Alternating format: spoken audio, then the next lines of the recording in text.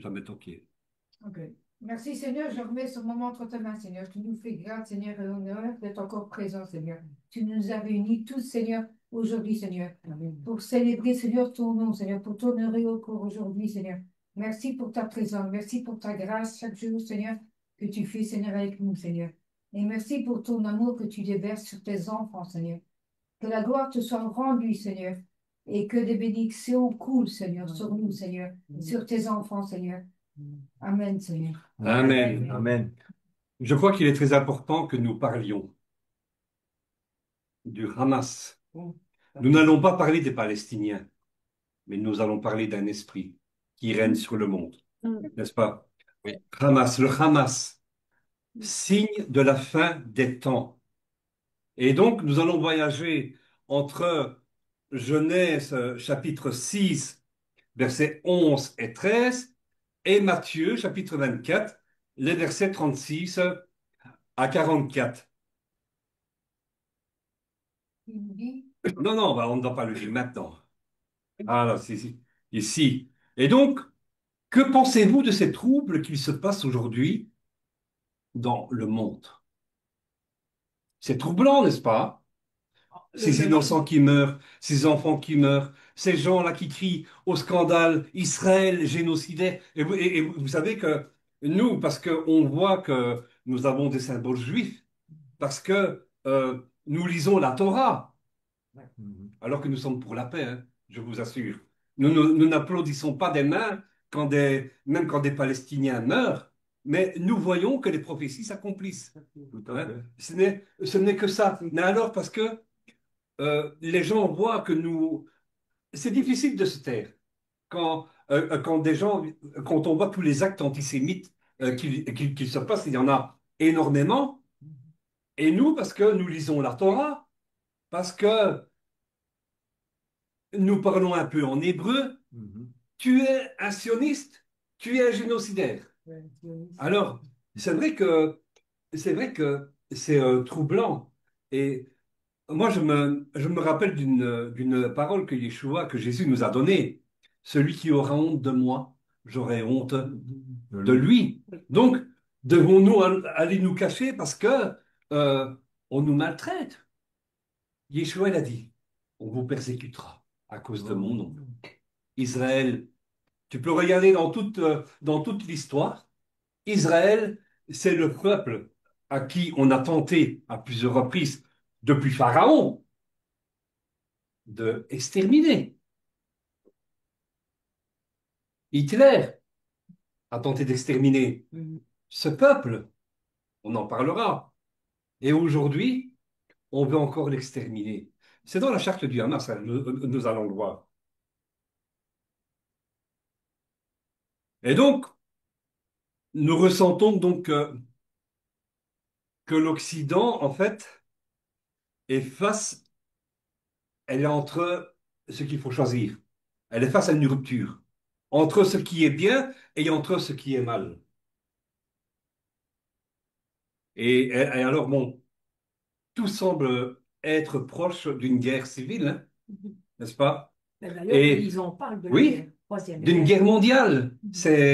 On dirait on peut dire, il est minuit moins une, là, ici, hein. Ouais. Et donc, posons-nous la question, est-ce que le chaos ici en Occident, parce qu'il y a un chaos qui arrive, hein, il suffit d'ouvrir les yeux, il suffit d'avoir le discernement.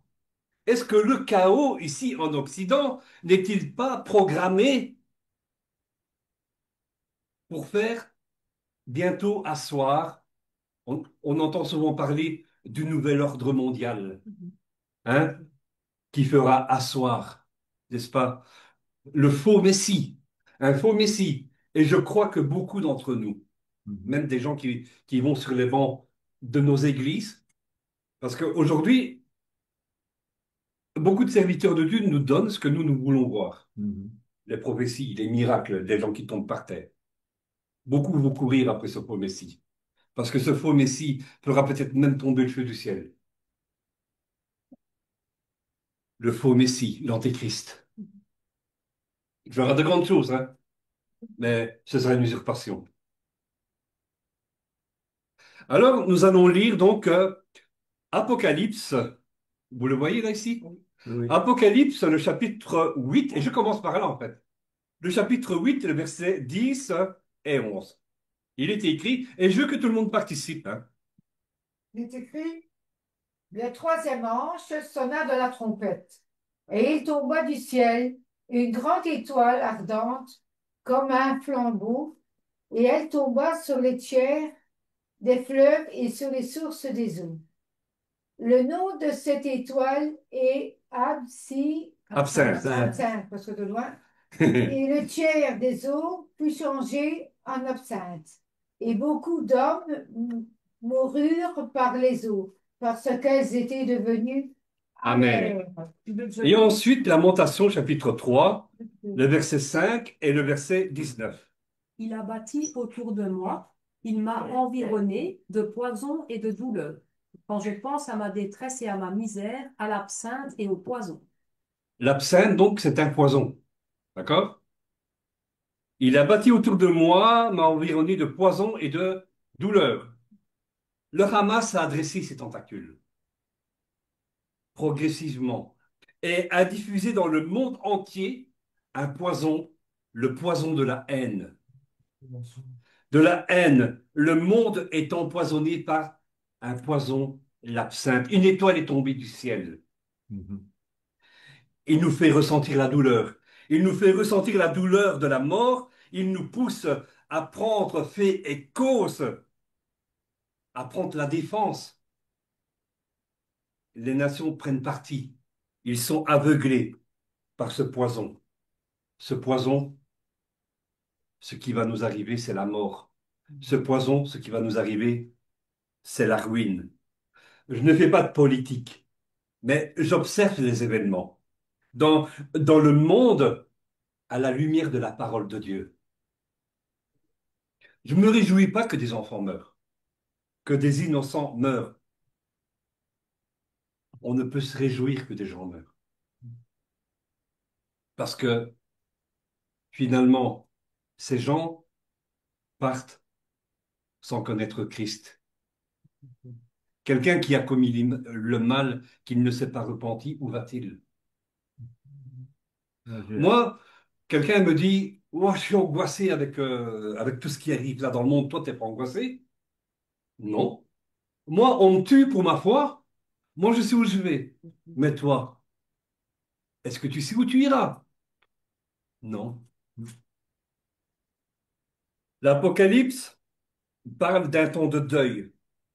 Il est écrit au temps de la détresse. Ne sommes-nous pas dans un temps de détresse? Aujourd'hui, vous avez... moi, je crois que le Seigneur m'a préparé à ce temps, hein. Si j'avais été en dépression à cette époque-ci, je crois que je me serais tiré une balle dans la tête. Parce que les plus fragiles, ce sont les personnes qui ont des problèmes mentaux, qui sont dépressifs, qui ont des problèmes psychologiques. Maintenant, à cette époque-ci, Qui ont eu des dures vies. beaucoup sont angoissés. Il y a beaucoup de gens qui se suicident aussi. Oui. Il y a énormément. Des nations, aujourd'hui, veulent reconnaître un État palestinien avec une solution à deux États. Mais est-ce que vous croyez que le Hamas veut cette solution à deux États? Non. Non, Jamais, jamais. C'est de la poudre aux yeux qu'on nous lance, hein. tout à fait. Et donc, c'est écrit dans la charte du Hamas. Et donc, dans la charte du Hamas, le rêve du Hamas, c'est de le raser. C'est de raser Israël. Raser Israël. C'est écrit noir sur blanc dans la charte donc, du Hamas, article 7. Il est écrit, le Hamas inspire à la réalisation de la promesse d'Allah, peu importe le temps que cela prendra. Le prophète a dit, l'heure du jugement n'adviendra pas tant que les musulmans n'auront pas combattu les juifs en les tuant au point que le juif se cachera derrière les pierres et les arcs et que les pierres et les arcs diront aux musulmans, aux serviteurs d'Allah, un juif est derrière toi, viens et tue-le. Il y a un plan très clair d'extermination. Celui qui veut le génocide, ce n'est pas Israël. Ici, nous avons un plan très clair d'extermination, de génocide. d'extermination, donc déclarée. Disons-le en clair. Hitler ne s'en était pas caché, hein. Vous savez, dans son livre Mein Kampf, dans les années 1920, mon combat. Lui, son combat, c'était son combat contre les Juifs. Et nous n'avons rien fait pour éviter cela. Rien. Nous n'avons rien fait pour éviter une nouvelle guerre. Parce qu'on ne s'en était pas remis de la première. Il y avait encore des blessures de la Première Guerre mondiale. Les politiques, hein, vous voyez, ils ont cherché des compromis avec l'axe du mal. Et excusez-moi du peu, mais nous constatons aujourd'hui ce même schéma. Les Ouais. politiques cherchent, vous voyez, est-ce qu'ils demandent la libération des otages? Est-ce que vous entendez qu'ils demandent la libération des otages? Non. Encore même, ils cherchent des compromis avec l'Iran. Ils cherchent des compromis avec le Hamas. L'Occident, vous voyez, l'Occident se couche. Il se couche et cela probablement par peur d'éviter des vagues d'attentats dont les islamistes extrémistes, il y en a une forte présence ici en Occident, en Europe, tout à fait, sont très présents. L'article 8 donne le slogan, j'étais trop loin là ici, Apocalypse 8, 11.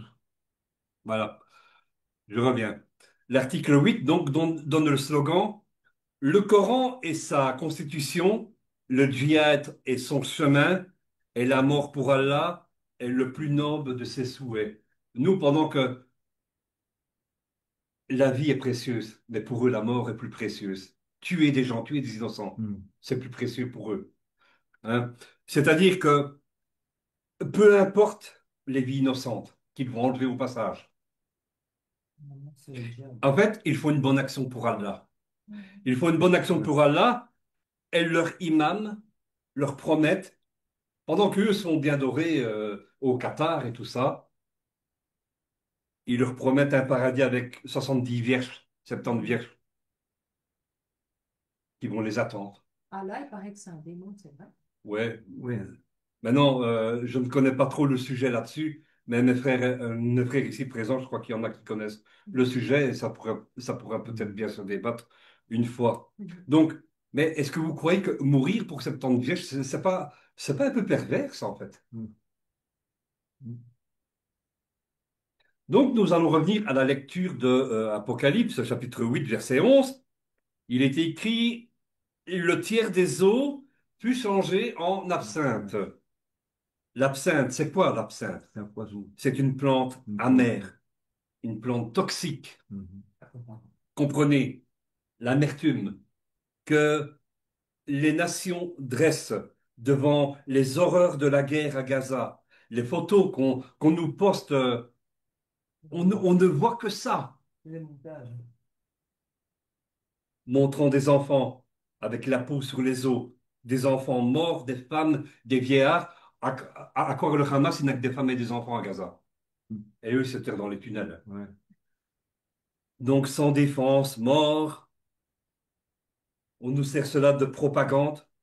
Et c'est bien connu dans chaque guerre, ce genre de communication. Comprenez que le Hamas est un signe du temps de la fin. Et nous devons le discerner. Nous devons le discerner par la parole. Mais Seigneur, mais je vois tout ça, mais toi, qu'est-ce que tu dis? Je veux comparer ça à la lumière de la parole de Dieu. Si, si je regarde humainement les choses, oui, mon cœur va être... les Israéliens, ils tuent. Oh, mon cœur va se remplir d'amertume, de haine même. Je vais être pris je vais être pris dans le mouvement, dans les eaux, dans ce poison, vous voyez. Mais qu'est-ce que dit la parole de Dieu par rapport à ça? Il y en a qui me disent, si Dieu existerait, il n'y aurait pas tout ça. Mais allons voir que dit la parole de Dieu. Le Seigneur nous parle. Hein.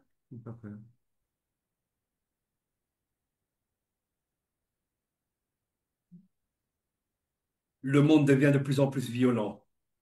Et c'est ce que nous allons voir avec la parole de Dieu. Amen. Ouais.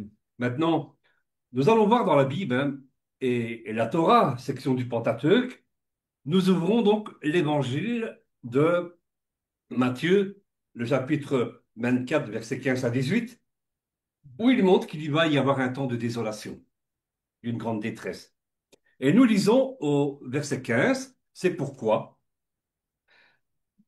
lorsque vous verrez l'abomination de la désolation dont a parlé le prophète Daniel, établi en lieu saint, que celui qui lit fasse attention. Lire, c'est bien, mais y prêter attention, c'est mieux. C'est-à-dire que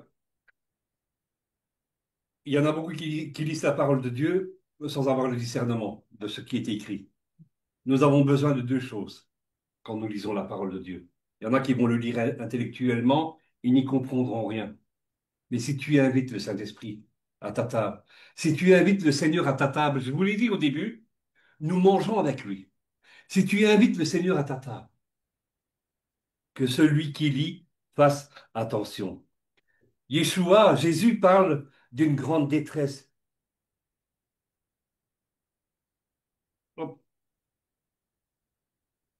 Il parle d'une grande détresse. Au verset 22, il dit, et si c'est jour?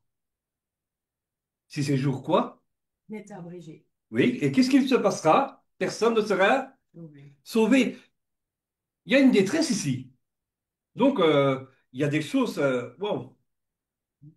Il y a une menace très claire qui vient, vous voyez. Il y a une menace, mais c'est spirituel, hein.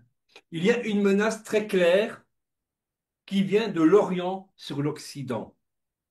En effet, nous lisons, qu'est-il écrit? Car comme l'éclair, Par de l'Orient et se montre jusqu'en Occident. Ainsi sera l'avènement du Fils de l'homme. il n'y a pas quelque chose qui vous attire là? Car comme l'équerre parle, part de, De l'Orient, mais oui. Mais l'Orient est en train d'environner tout l'Occident. vous discernez? Oui? Moi, je dis ça. Vous ouvrez les yeux là ici? Oui. Car comme l'éclair, et on parle du temps, donc c'est dans Matthieu 24, hein, Ouais, ouais. on parle du temps de la fin, car comme l'éclair part de l'Orient, et où se trouve Israël et le Hamas? En Orient. Au Moyen-Orient. Moyen-Orient. Amen. Ça nous éclaire, hein? Waouh. Merci Seigneur pour cette découverte. Mhm. Amen. Amen. Amen. Alors, savez-vous que le Hamas est mentionné dans la Bible? Oui. Tu le savais? Moi non plus. Mhm. Le Hamas est mentionné dans la Bible. Parce qu'on y fait attention. Et donc, voyons, en fait, si tu lis la Bible en français, tu ne vas pas le Ouais, voir. ça, on peut le voir. Faut le lire en hébreu. Faut le lire Exactement. en hébreu. Il faut lire la Bible en hébreu. D'accord? Et donc, après la faute d'Adam et Ève, Elohim, Dieu ordonne à Noé de construire une arche. Mhm. Il va construire un immense bateau dans le désert. Et vous savez, aujourd'hui, on se moque de vous, hein, parce que tu dis que tu crois en Jésus. Ouais. On va se moquer de toi, hein. Oh, merci Seigneur. Wow.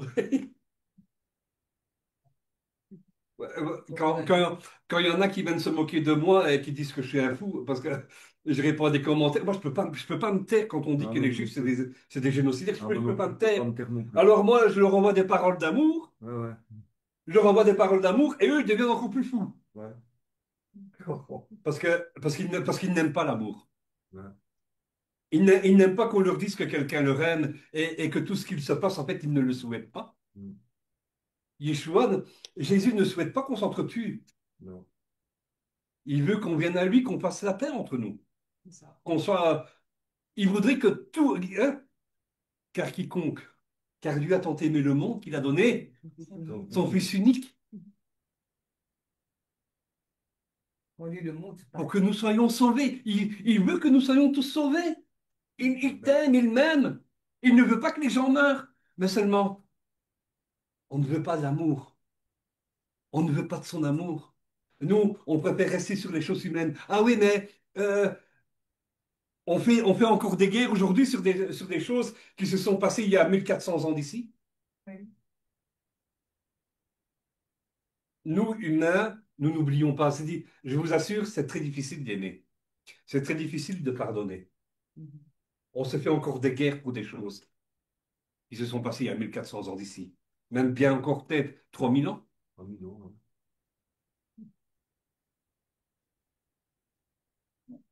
La vie de Noé et sa famille étaient en danger et il fallait une œuvre.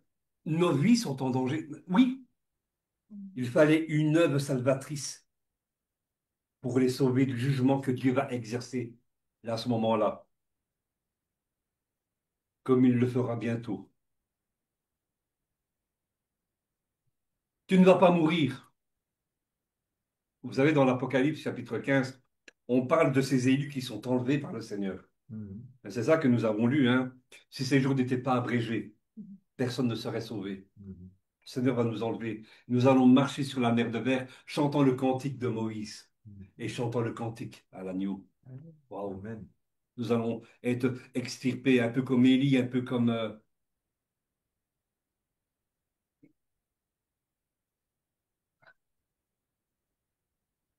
Pourquoi?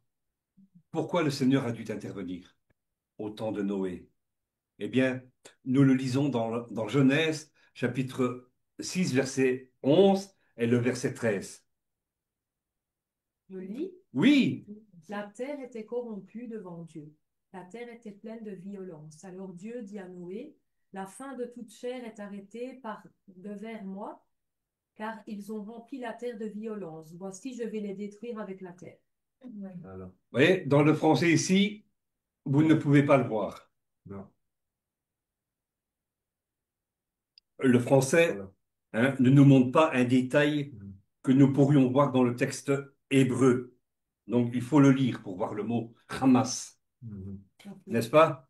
En phonétique, Vatisharet, Aretz, Lifne à Elohim, Vatimale Aret Hamas. En rouge, là, Ah oui, oui, oui. Hamas. Hamas. Ouais.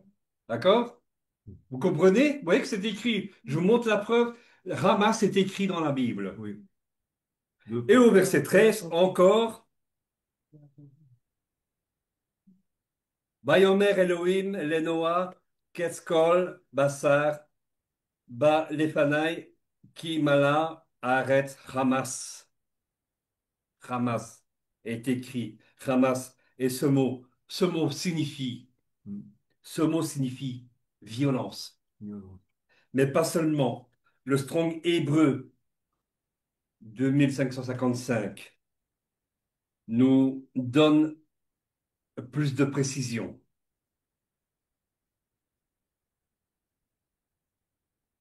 Il signifie aussi outrage.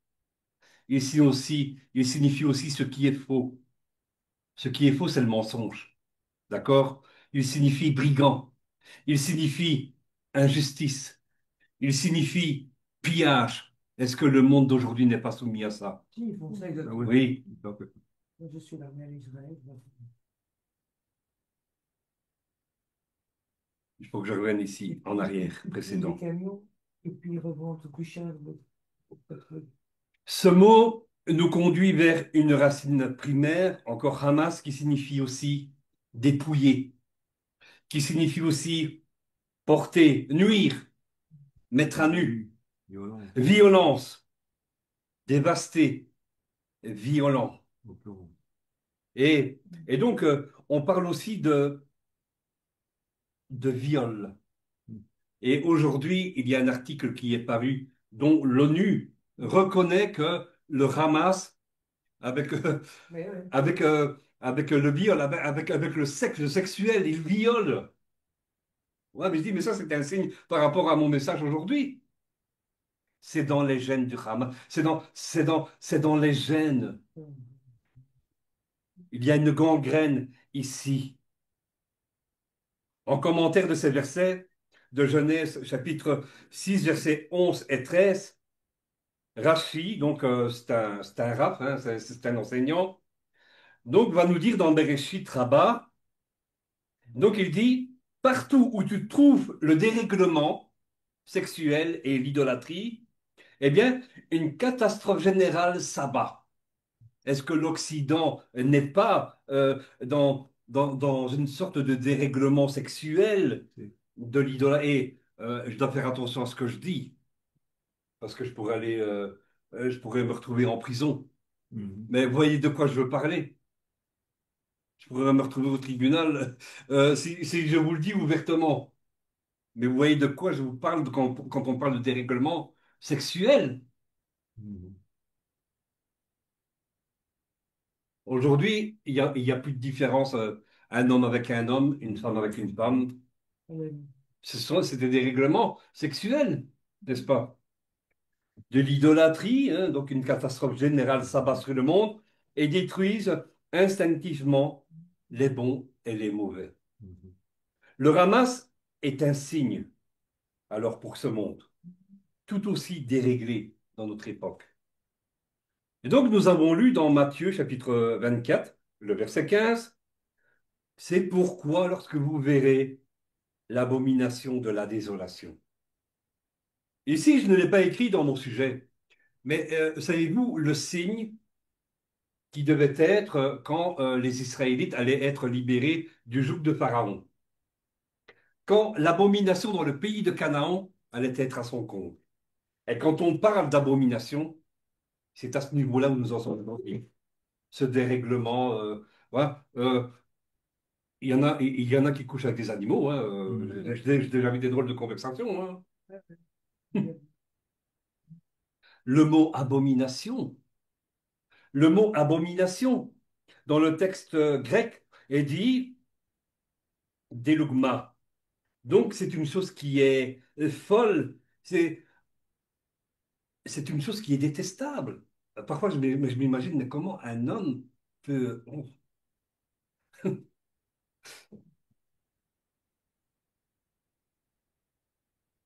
Abomination, c'est une chose qui est répulsive. Abomination, c'est une chose qui prend la place de Dieu dans ta vie aussi. Il faut s'intéresser au livre des sages. En effet, Rabbi Lévi, donc, qui est un sage d'Israël, découvre 4 définitions dans le corpus du Tanakh. Le Tanakh, en fait, ce n'est que l'ancienne alliance, hein, d'accord? Donc c'est de Genèse à Malachie. Tu connais J'ai lu. Malachie, hein? Je pense. Le dernier livre de l'Ancien Testament, c'est Malachie. Celui-là, je pense.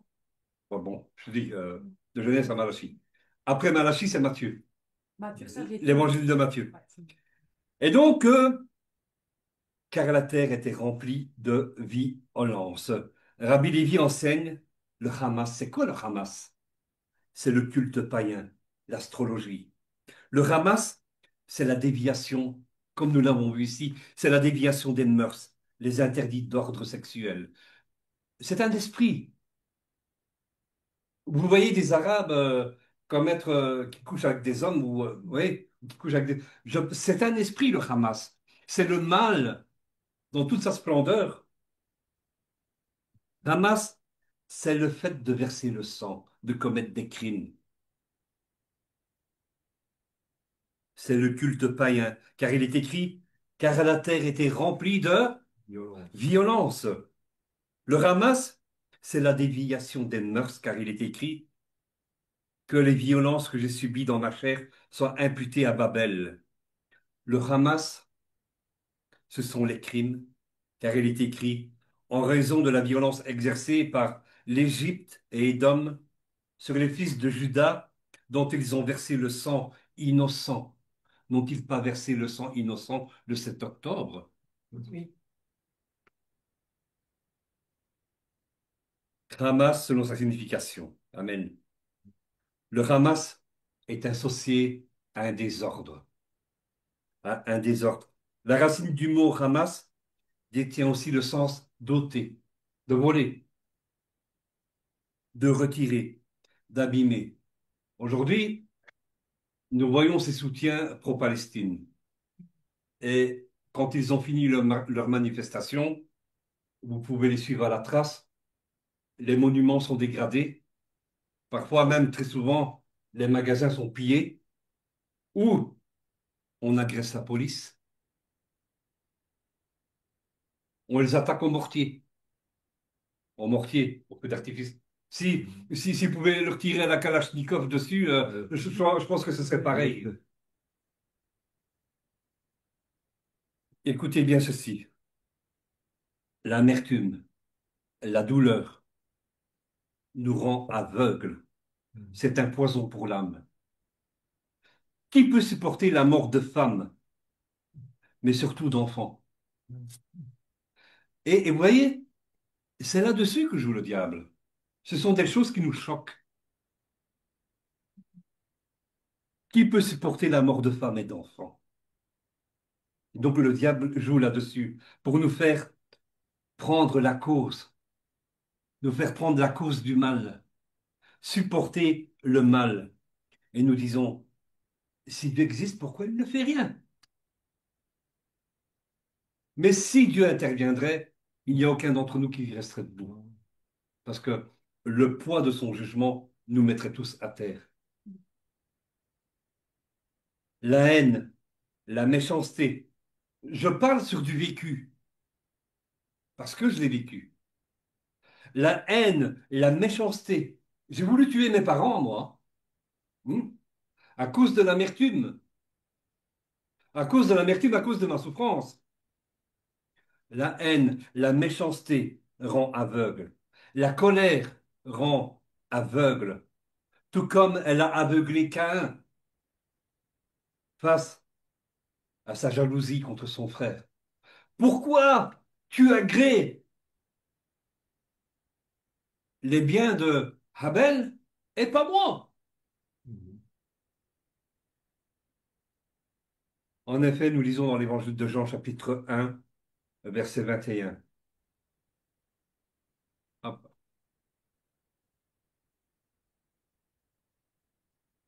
Mais celui qui, Oui, Son frère est dans les ténèbres, oui, il marche dans les ténèbres et il ne sait où il va parce que les ténèbres ont aveuglé ses yeux. voyez-vous, où nous conduit la haine, tu marcheras dans les ténèbres.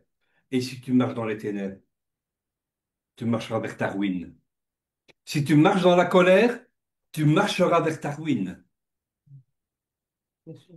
Celui qui hait, il est aveugle. La haine, vous voyez, c'est un sentiment négatif.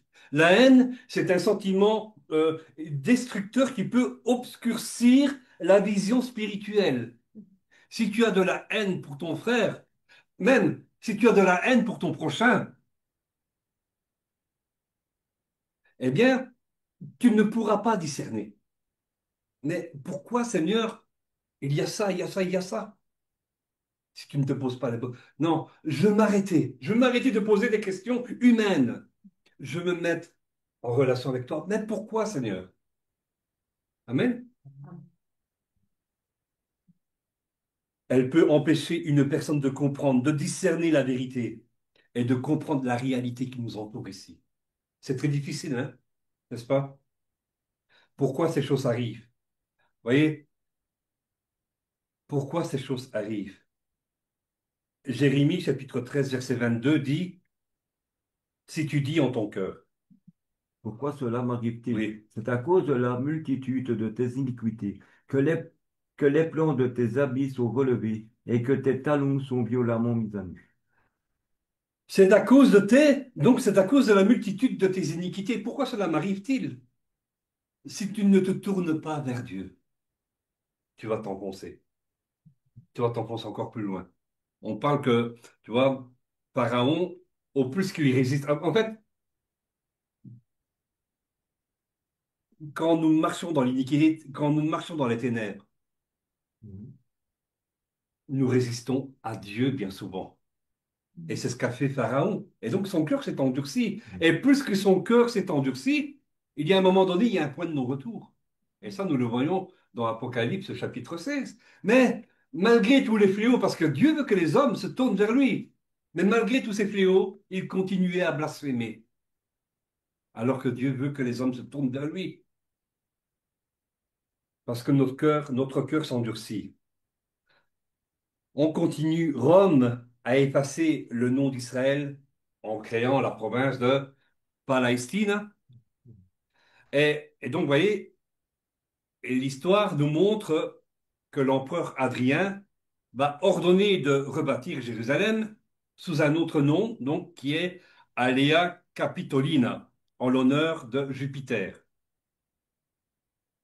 Donc on va effacer Jérusalem, on va effacer la cité de David. En 135, il y aura des troupes romaines qui vont écraser dans le sang une révolte menée par Shimon Bar Korba.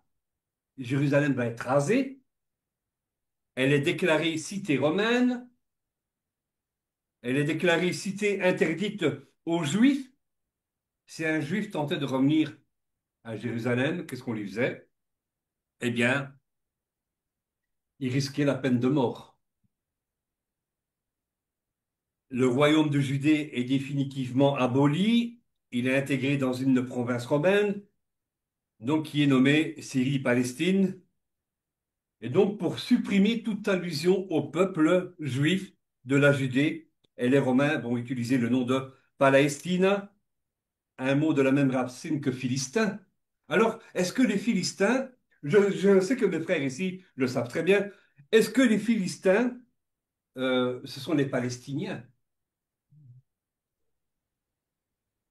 Oui. Un peu l'origine. C'est l'origine et les Philistins, de Palestine, Palestiniens. Ce ne sont pas les Palestiniens. Voilà. Je crois que c'est les Hop là, Philistins. voilà. Donc,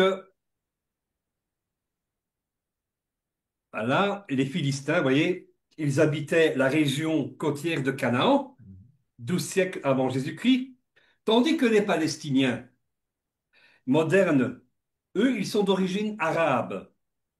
Ils se sont installés dans la région, donc l'histoire nous le montre, à partir du 7e siècle après Jésus-Christ, après la conquête musulmane confrontée aux croisés occidentaux. Hein, cette fameuse bataille qu'il y a eu, il y en a eu des batailles pour Jérusalem, hein, pour la conquête de Jérusalem.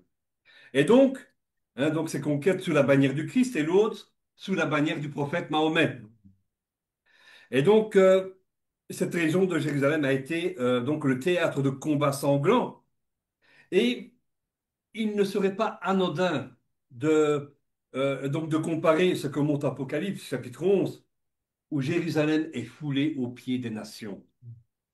On se dispute la Terre Sainte, on se dispute Jérusalem. Avant le retour des Juifs d'Occident, d'ici, les Juifs habitaient chez nous, d'accord? Une grande partie. La Palestine a toujours été envahie par des conquêtes successives. Mais donc, nous allons le prendre qu'à partir de 2000 ans.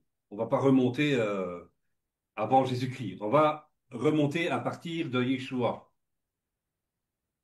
Et donc ici, nous avons donc de 63, de moins 63 avant Jésus-Christ, jusqu'à 324 de notre ère, il y a l'empire de Rome.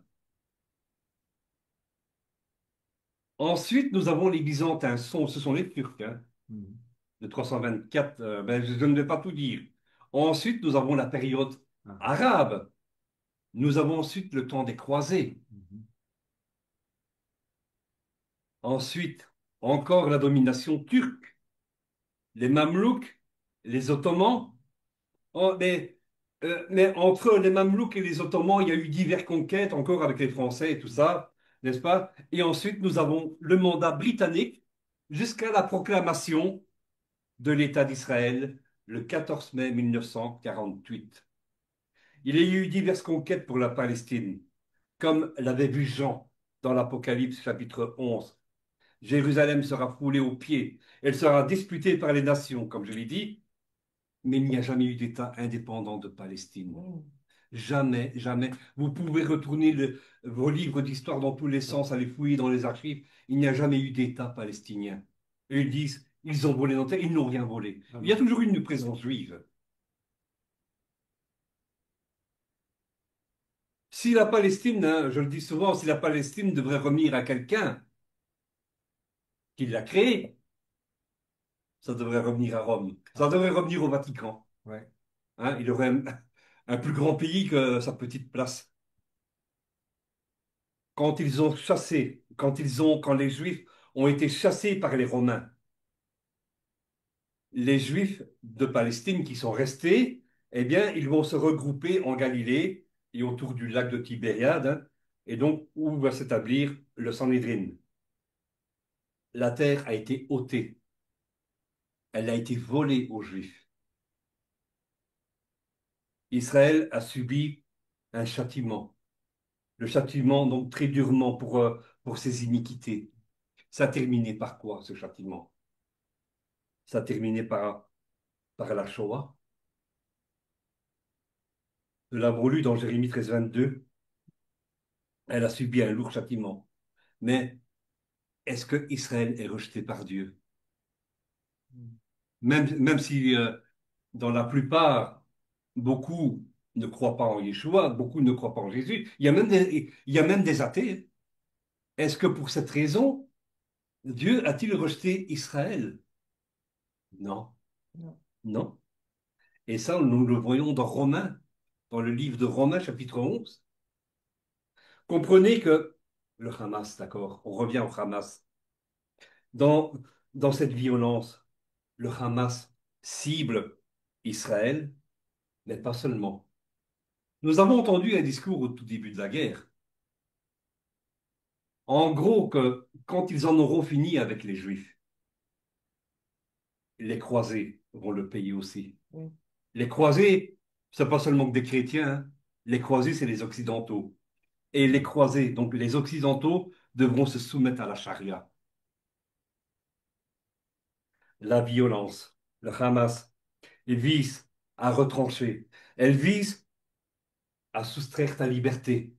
Elle vise à prendre tes biens. Ainsi, on attribue souvent le sens de voler autrui au Hamas. Le Hamas veut soustraire la terre des Juifs qui ne lui a jamais appartenu. Et un jour, donc s'il venait à bout d'Israël, nous serons les prochains sur la liste. Comme cela se passe dans le monde arabe en majeure partie, il vous volera un bien précieux, ta liberté. Ma sœur, tu devrais être voilée ce jour-là. Et si on voit une mèche de cheveux qui dépasse, tu seras pendu. Ou si tu n'es pas pendu, on te jettera des pierres, on te fouettera, on te jettera en prison pour une mèche de cheveux. On te supprime ta liberté. Nous vivrons la loi islamique. C'est le danger que court l'Occident aujourd'hui. Et beaucoup sont aveugles. Beaucoup manifestent et sont là avec les drapeaux, mais ils ne savent pas ce qu'ils font. Ils ne savent pas ce qu'ils demandent. Vous voyez, en Afghanistan, Barba, c'est comment, ce dessin animé là. Tu vois ce que je veux dire, Angela? Babacar, oui, Barba Papa, ouais, c'est ça. Ouais, ouais. Ça. Toujours, papa.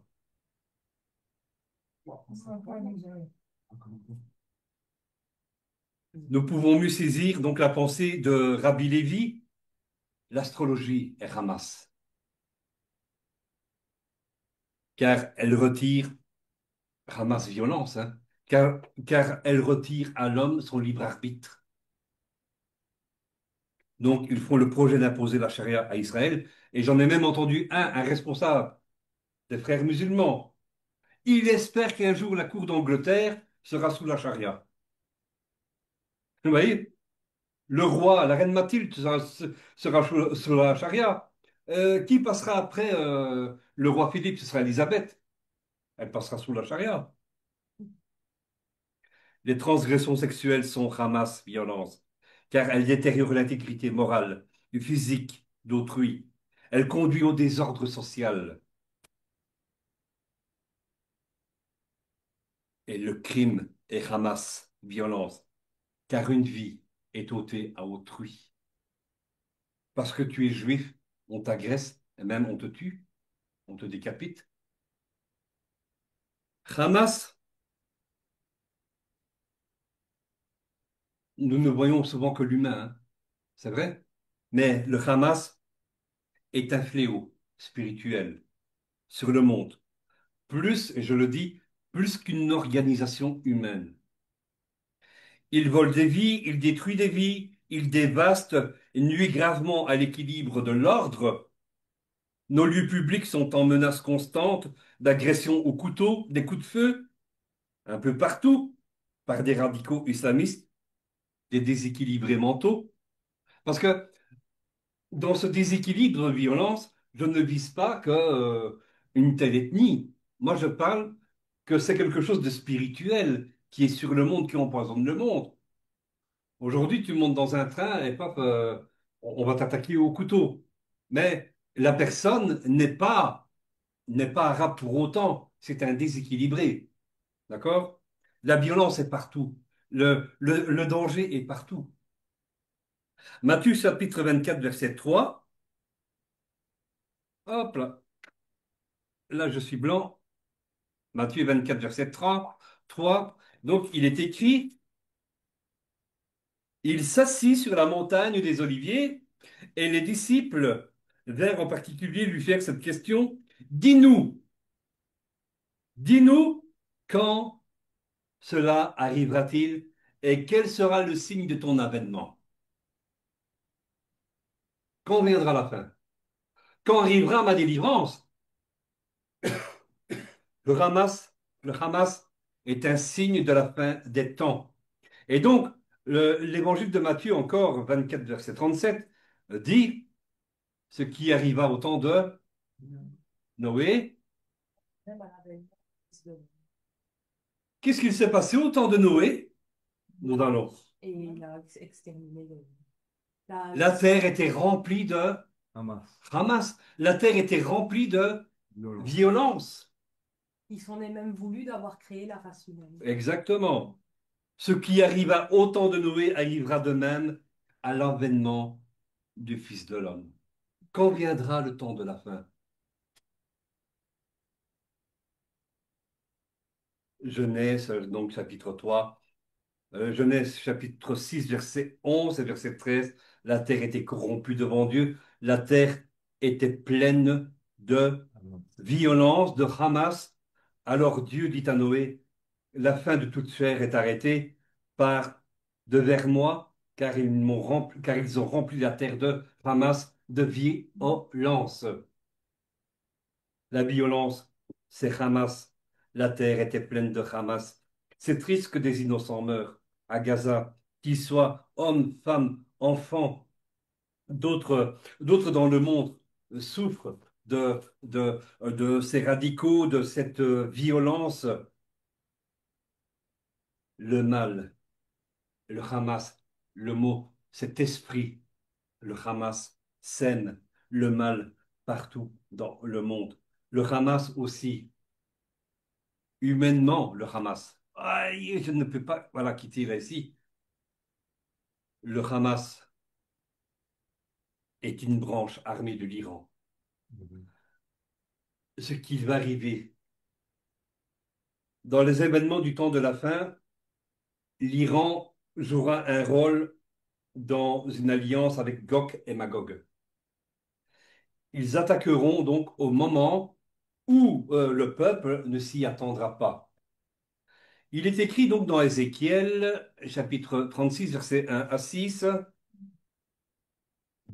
La parole de l'Éternel me fut adressée en ces mots. Fils de l'homme, tourne ta face vers Gog, au pays de Magog, vers le prince de Roche, de Méchec, de Tubal, et prophétise contre lui. Tu diras, ainsi parle le Seigneur l'Éternel. Voici j'en veux à toi. Gog, prince de Roche, de Méchec et de Tubal. Je t'entraînerai et je mettrai une bouche à tes mâchoires. Oui, une boucle. Voilà, une boucle à tes mâchoires. Je te ferai sortir, toi et toute ton armée, chevaux, cavaliers, tous vêtus magnifiquement, troupes nombreuses portant le grand et le petit bouclier, tous maniant l'épée, et avec eux de Perse, d'Éthiopie, de Pout, tous portant le bouclier et le casque, Gomère et toutes ces troupes, la maison de Torgama, à l'extrémité du septentrion, et toutes ces troupes, peuples nombreux, qui sont avec toi. Ce verset montre en fait qu'il va y avoir une coalition qui comprend, nous avons lu, Roche, Meshek, hein, Rosh, est assimilé aux Russes. Meshek, donc, serait situé donc, aux alentours de la mer Morte, vers le sud de la Russie et l'Ukraine. Et donc, vous comprendrez donc que cette guerre entre la Russie et l'Ukraine, en fait, spirituellement, elle n'est pas si anodine que ça. Il y a, il y a quelque chose de spirituel qui est en train de se jouer. Ensuite, vous avez Tubal, qui est une région au centre de la Turquie. Vous avez Gomer, qui serait, d'après mes recherches, la Crimée que les Russes ont annexée en mars 2014. Ensuite, vous avez la Perse. La Perse, c'est l'Iran aujourd'hui. Et donc, elle est mentionnée donc avec une coalition qui vient du nord, l'Éthiopie et Pout, donc qui sont un peuple d'Afrique du Nord, probablement la Libye, et ensuite Torgama, qui représente, d'après mes recherches, l'Arménie ou les Tchétchènes. Vous voyez, toute cette région-là où on parle un peu cette langue un peu russe, là, ou je ne sais pas quoi, je ne sais pas quelle langue, quel dialecte qu'on parle par là, mais ces peuples qui viennent de par là donc, forment une alliance. Nous savons que les Russes sont les alliés de l'Iran. D'accord. Nous le savons, donc les Russes sont alliés à l'Iran et c'est ce conflit, cet événement qui va activer la venue du Mashiach, qui va activer la venue du Messie. Et donc, et ça se fera très certainement. Donc, quand il va y avoir encore de nouvelles tensions entre l'Iran et Israël. Ézéchiel, chapitre 38, verset 8, dit, après bien des jours, tu verras quoi? Tu verras, ouais, tu seras, après bien des jours, tu seras à leur tête, dans la ruine, pardon, dans la suite des années, tu marcheras contre le pays, dont les habitants échappés par l'épée auront été rassemblés d'entre plusieurs peuples sur les montagnes d'Israël. Longtemps désertes, retirés du milieu des peuples, ils seront tous en sécurité dans leur terre. Quand cela se passera-t-il? Quand tout Israël sera... Les Juifs aujourd'hui ils parlent de tous retourner en Israël. Quand ils seront tous en sécurité dans leur terre. C'est à ce moment-là que cela se passera. En effet, de nombreux Juifs font leur alia, ou feront leur alia, le retour vers la Terre Sainte. Ceux qui partent de l'Occident, vous avez déjà entendu, ceux qui partent de France, eh bien, ils disent que même s'il y a la guerre là-bas, ils se sentent plus en sécurité là-bas qu'ici en France, en Belgique. Est-ce que vous avez déjà entendu ça? Oui, sois attentif à ça. Ils se sentent plus en sécurité. Et donc, les gens vont s'activer. Il va y avoir de plus en plus d'agressions contre les Juifs. Vous comprenez alors donc ce verset 8 qui montre qu'il va y avoir un retour massif. Il va y avoir un retour massif des Juifs qui sont dispersés dans le monde, car ils ne se sentent plus en sécurité en Europe et partout ailleurs dans le monde.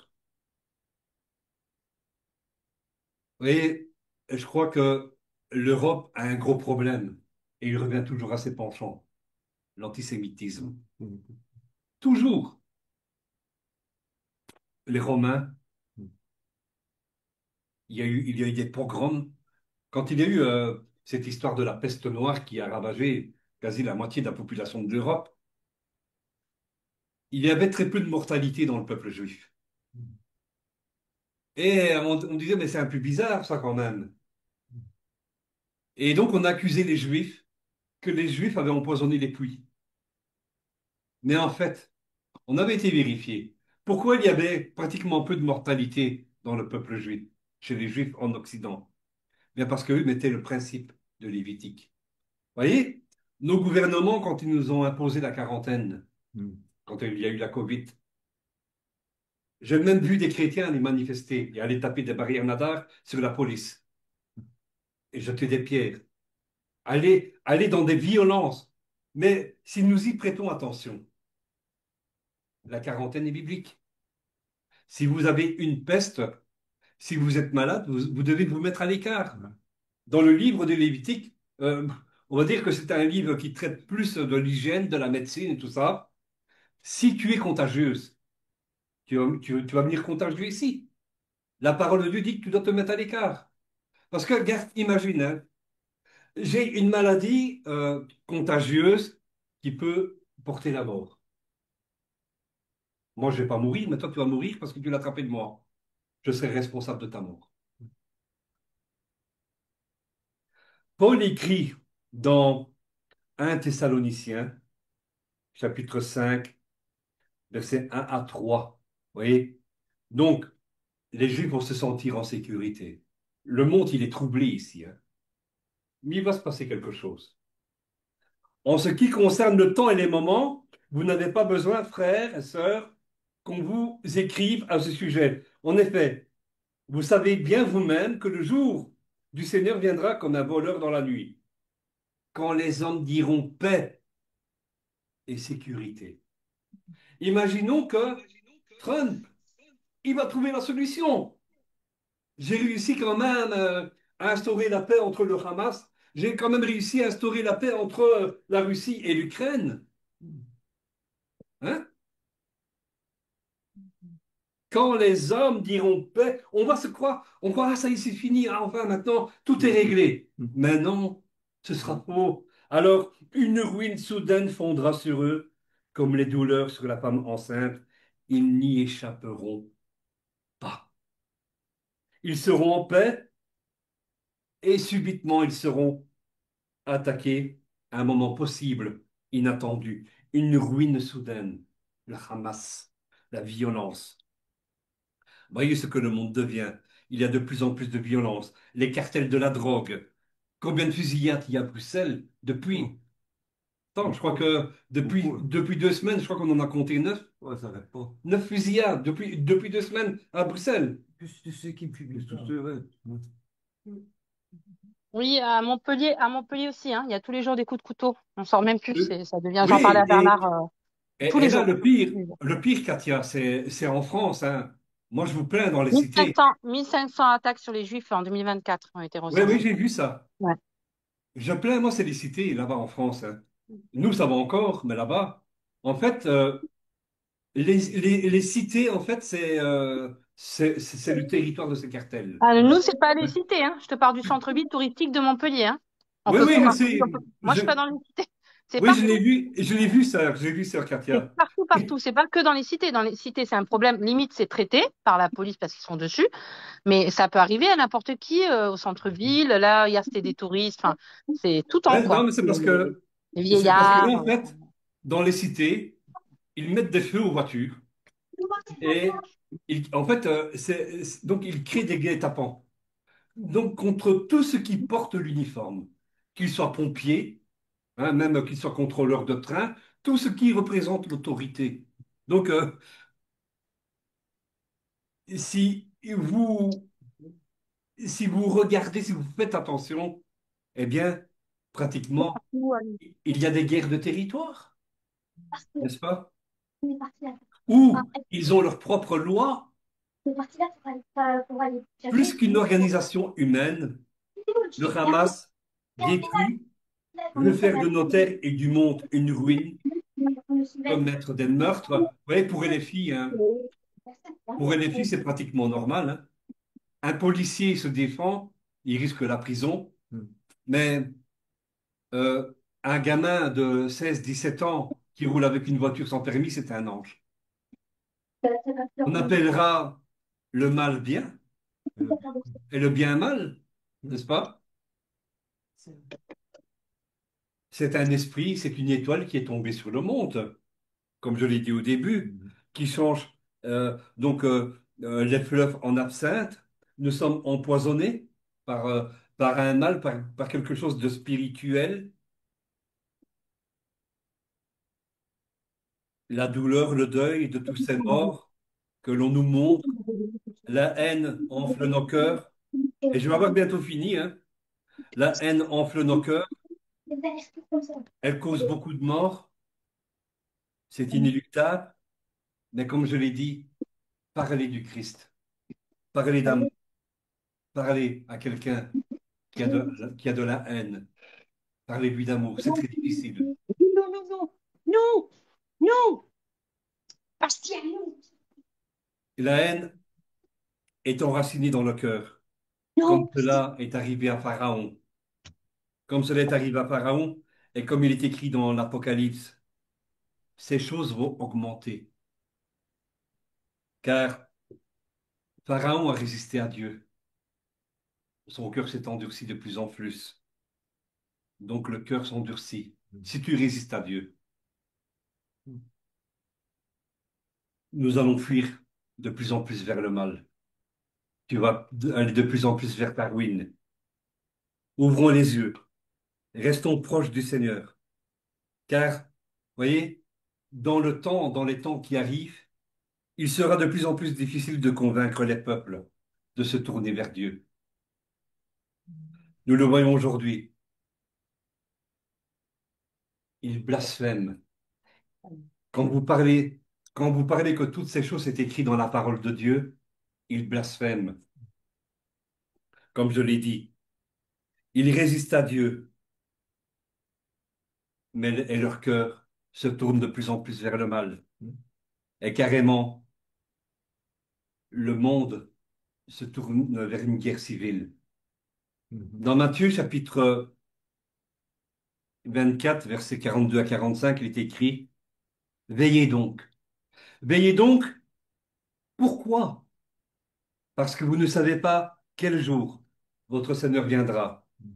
Sachez-le bien, si le maître de la maison savait à quelle heure, à quelle veille de la nuit le voleur doit venir, il veillerait. Si tu savais à quelle heure le Seigneur viendrait, tu fais la belle vie aujourd'hui. Mais si tu sais qu'il arrive dans 2 ans, ben, tu vas te mettre pendant un mois avant qu'il revienne, tu vas faire, non, c'est déjà maintenant parce que tu ne sais pas à quelle heure il revient. Amen. Amen. Il faut veiller. Hein, en fait, quand tu veilles, nous marchons, nous sommes dans un monde où nous sommes entourés de ténèbres. Tu es dans la nuit. Et que te faut-il pour toi veiller dans la nuit? Il te faut une veilleuse. Il te faut la lumière. Quelle est cette lumière? Le Seigneur. Le Seigneur Yeshua, Jésus, tu peux le dire. Jésus, Yeshua, Amen. Adonai. Adonai, le Seigneur, Amen. Veillons car notre délivrance est très, très, très, très, très, très, très, très proche. Ne nous laissons pas séduire. Ne nous laissons pas embarquer. Vous voyez, on parle dans l'Apocalypse que il y a cette histoire de la femme et l'enfant. Le dragon a attaqué l'enfant. Il n'a pas réussi. D'accord? Mais il s'est attaqué à la femme. Il a, il a, il a essayé de l'entraîner avec sa queue. Il a touché les fleuves avec sa queue. D'accord? Ne nous laissons pas entraîner dans les flots de la haine, mais laissons-nous entraîner dans les flots de l'amour de Christ. Si eux nous détestent, nous aimons. Tu me détestes, Jésus t'aime. Amen. Amen. En effet, comme il est écrit, voilà, je n'ai même pas appuyé dessus, il l'a fait tout seul. Dans Apocalypse chapitre 12, versets 13 à 17, quand le dragon vit, quelqu'un veut le lire? Moi, je veux bien. Oui, tu dis à voix haute. Hein.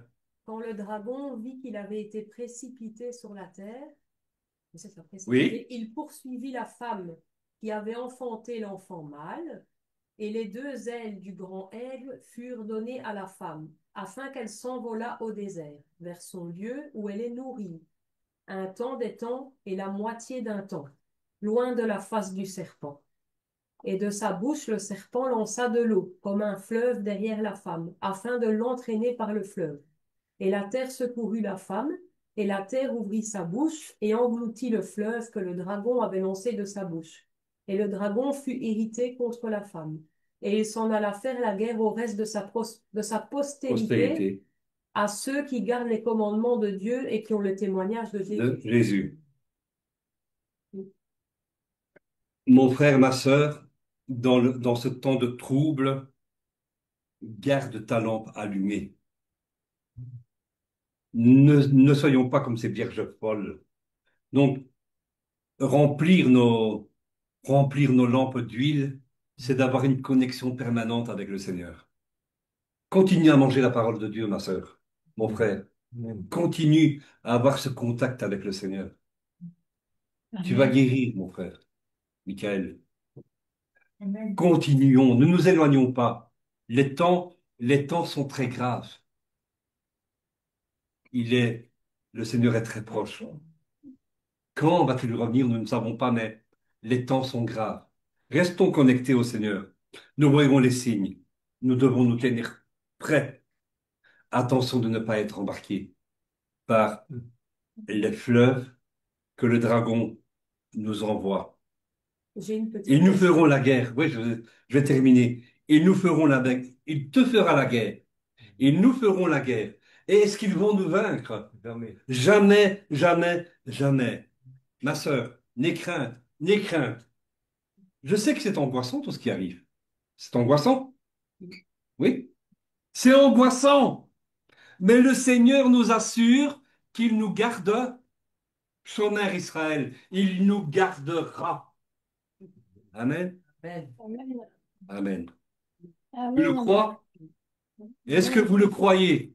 Oui, Ne amen. soyez pas troublés. Ne soyez Amen. pas troublés. Il faut que ces choses arrivent. Mais continuez à veiller. Ne soyez pas troublés. Le Seigneur nous gardera. Amen. Amen. Amen. Je le crois. Amen. Et j'ai fini ici mon exhortation. Amen. Juste, Angèle, pour Oui, rebondir sur ce que tu viens de dire, si je peux me permettre, j'ai fait oui, pas mal de rêves dernièrement. Alors moi, je sais jamais si c'est des rêves prophétiques, hein, je suis pas spécialiste du tout, mais juste des très très très surprenants, effrayants. Et je voyais qu'il y avait un rassemblement des chrétiens avec les frères juifs, et on était persécutés. Et on oui, était oui, amenés à se déplacer même dans d'autres pays, hein. oui, oui, Donc oui, voilà. je Après, je confirme. sais pas si voilà, j'ai juste rêvé ça, je vais C'est- en faire part, comme ça Tu se l'as fait bien dans. reçu. C'est bien une parole du Seigneur que tu as reçue. Ouais. C'est Ah très, oui, très, très, très dur. Très dur parce et que, en même temps, il y avait tellement de, je sais pas comment expliquer. C'est inexplicable. C'était bien, c'était ce qu'il fallait faire. Ce sentiment de, on est à l'abri parce que c'est ce qu'il faut faire. La vérité, en fait. Voilà. Ce sentiment de, il Amen. faut faire ça, c'est la vérité. Et en même temps, ben, une persécution terrible partout, partout, partout. Les chrétiens et juifs, les chrétiens qui soutenaient Israël. Oui, c'est Ah ça, oui, oui, parce oui. que, Et ça me revient. Et on était amenés à les cacher. Ben, c'est tout comme à l'époque de la guerre, là. Pareil. oui, On les protégeait. On était, non, c'était même on les protégeait, je me rappelle. oui, oui, On devait les oui, protéger. Ouais. oui. C'est Parce très, très que, surprenant. parce que, en fait, tu sais que il y a un musulman qui nous a dit que les prochains, ce sera nous. Il Ah m'a ben voilà. promis que je serai incinéré. Ah ouais. Hum. Ah, sympa comme prophétie. Ma fille, elle rigole. Ah ouais. Elle rit. Ouais. Hum. Non, mais voilà. Après, je crois que nous devons, c'est très dur de le faire, hein, mais nous devons continuer à propager la bonne nouvelle du royaume de Dieu. Il est temps que les gens se tournent, Hum. et autant les Juifs que les Arabes, et même les Occidentaux. Mais Hum, hum. il est temps, il faut interpeller le monde, qu'il se tourne Amen. vers Dieu, qu'il se Amen. tourne vers le Messie. C'est Amen. ça, c'est ça qu'il Amen. faut interpeller. Et on ne peut pas. Moi, une fois, je discutais avec un pasteur d'origine juive. Euh, il était fâché avec moi parce que moi, je prie autant pour les Palestiniens, tu vois. Parce qu'il y a des chrétiens aussi à Gaza. Et je lui disais, écoute, moi, je peux pas me réjouir que des bombes leur tombent sur la tête. Je prie autant pour eux, hein, tu vois. Je prie pour qu'un maximum de gens soient sauvés. Amen. Donc, nous Amen. devons continuer à, à répandre. Nous ne sommes pas les croisés, hein. Les croisés sont allés apporter l'évangile avec l'épée. Mais nous allons avec la Bible et nous continuons à apporter la bonne nouvelle du royaume de Dieu. Amen. Amen. Il faut continuer à propager cela. Oui, ma sœur, est-ce qu'il y a quelqu'un qui va encore réagir? Ah, je sais pas, pour le moment sur TikTok, je trouve des vidéos avec Israël. On me dit enfin que je montre la vérité, toi, quand ils font les trucs avec les convois, et qu'on voit la masse qui vient voler et tout. Moi, je publie tout ça. Des fois, on bloque mes vidéos, hein. Ouais, ouais, ouais, Ouais, ouais, parce que ça, ouais, parce que ça parle de la masse, hein. ouais. Ouais. On m'insulte. Ouais. Moi, ma solution ici. Mais c'est pas grave. Si je peux publier et montrer la vérité aux gens, je le fais. Il y a des gens qui me disent merci de montrer la vérité. Ouais. Amen. Est-ce qu'il y a quelqu'un qui veut encore réagir là sur le Zoom? Moi, je vais poser une question, mais bon, Oui? c'est pas forcément par rapport à ça, mais c'est par rapport au retour du Seigneur. Oui. Imaginons, ben, pour le moment, par exemple, nous, on n'est pas baptisés. Le Seigneur, il revient demain. Qu'est-ce qui se passe vu qu'on n'est pas baptisé? Tu as donné ton cœur à Yeshua? Oui. Donc, tu Parce peux qu'en pas fait, trouver. ce n'est pas le baptême qui sauve. Non. Non. Mais tu dois quand même te baptiser. Parce que, tu vois, Spirituellement, c'est important. Oui, voilà. Spirituellement. Mais le baptême, c'est un engagement. Tu vois. Oui. Donc, tu as donné ta vie au Seigneur, c'est important. Tout à fait. Mais tu te baptiserais. Amen. Amen. Maintenant, tu Parce vois, que, Et c'est de changer de conduite aussi. ben, Parce que voilà, tu ouvres les yeux à un moment sur certaines choses. Oui. Quand tu vas voir le Seigneur, tu apprends des nouvelles choses, Oui. tu apprends la parole, donc tu te Mhm. rends compte des choses que tu ne te rendais pas compte avant. voilà, Donc ben, à un moment, tu dois demander. attends, ça fait dois combien de temps que tu connais le Seigneur? 2 ans? Ça fait 2 ans qu'on m'a ouvert les yeux. Au début, j'ai pas voulu trop les ouvrir. C'était un peu, j'étais sceptique, je me posais des questions. Il y a eu tout un cheminement qui s'est fait. Mais ça, tu apprendras Par ça. des gens, par l'église, par des vidéos. que Mais j'ai ça, tu regardées. apprendras. La vie chrétienne, c'est un cheminement. Et donc, Tu vois ben, maintenant, Tu n'es pas, tu as donné ta vie au Seigneur hier, Mhm. tu n'es pas directement sur l'échelle qu'on te dit marche, tu n'es pas tout de suite sur la 10e marche. Hein. Non, non. mais j'ai vu La en vie. tout cas, malgré des récidives à certains moments ou des remises en doute de Mais- certaines choses, j'ai vu le Seigneur agir. Oui, Parce que quand je me compare à 2022 et que je regarde comment j'étais pas forcément une mauvaise personne, c'est pas cette question-là, mais la Bible, quand ma grand-mère, elle est témoin de Jéhovah, c'est pas la même chose, mais elle avait une Bible. J'avais envie de lancer la Bible par terre, je ne la supportais pas. mais aujourd'hui, Parler de trucs ainsi, ça me met pas les aujourd'hui, je te l'ai dit tout à l'heure, j'ai remarqué d'énormes progrès. Et ça se Je n'ai voit. plus peur, hein. Ouais, amen. Amen. Je n'ai plus peur. Amen. Pourtant, avant, j'étais Ah, apeurée, hein, voilà. par les esprits, Amen. les choses des ténèbres. Je me disais, ils vont. Voilà, donc C'est bon. nous, il y a quelque chose qui nous attend. Soyez attentifs, s'il vous plaît. Amen. Est-ce qu'il y a encore quelqu'un ici sur le Zoom qui veut intervenir? Ben écoute, Roger, simplement te remercier pour ce PowerPoint que tu viens de faire qui est très bien fouillé. Alors je te remercie beaucoup et je remercie l'Éternel qui ait pu mettre ça sur ton cœur, en tout cas. Amen. Amen. Amen. Amen. Merci beaucoup, Bernard, de la disponibilité du Zoom que tu nous as offert et nous permettre de pouvoir partager la parole ensemble. Et je vous remercie chacun de votre présence et encore, ça me fait chaud au cœur. Autant les personnes qui sont ici avec nous, nous sommes combien ici? 8? Oui, oui. Oui, 8 avec moi. Et autant que vous, je veux vous remercier pour cet énorme soutien. Je vous aime, franchement. Merci beaucoup, Roger, pour vraiment le partage. C'était super agrémenté de versets à chaque fois. C'était très, Ouais, très bien toujours, il faut construit, tout le temps confirmer par très la parole de inspiré, Dieu. très bien construit. Merci, gloire à Dieu, oui. Amen. Bravo. Amen. Et Dieu voulant, nous aurons une prochaine réunion et je crois qu'on pourra encore faire ça comme ça. Mhm. Je partagerai peut-être une pensée hébraïque, quelque chose comme ça. Super. Je pense à cette histoire des 3 couronnes. On va parler de Ouais, ça. être au courant. Donc la Amen. prochaine. Oui. Être au courant. Vous allez voir, c'est très intéressant. Dans l'hébreu, il y a des trésors. Vraiment, dans l'hébreu, il y a des trésors. Comme aujourd'hui, est-ce que vous saviez, donc, vous ne saviez pas que le Hamas est écrit dans la Bible et qu'il signifie. Le Hamas n'est pas l'organisation, mais c'est quelque chose de spirituel. Donc, nous ne visons pas l'homme, mais la parole de Dieu nous dit que nous n'avons pas à combattre la chair et le sang. Récolte les esprits dans les mondes. Voilà, amen. C'est ça que nous combattons. Amen. Amen. Voilà. Ben, Amen. Dieu voulant, voilà, le 29 août. Voilà. Amen. Et donc, je posterai cette exhortation en écrit sur mon site web. Et alors, chez vous aussi, je vous encourage à faire des organisations comme ça, si vous avez 2, 3 personnes, de partager la parole entre vous et même de rompre le pain. Voilà. Il faut nous réunir et avoir des temps de communion fraternelle. Alors, shalom, shalom, hein, soyez bénis. Hein. Shalom. Amen. Shabbat Merci. shalom à Shabbat tous. shalom. Hein. Shabbat shalom. Encore Shalom. jusque demain. Merci Shabbat pour shalom. l'étude.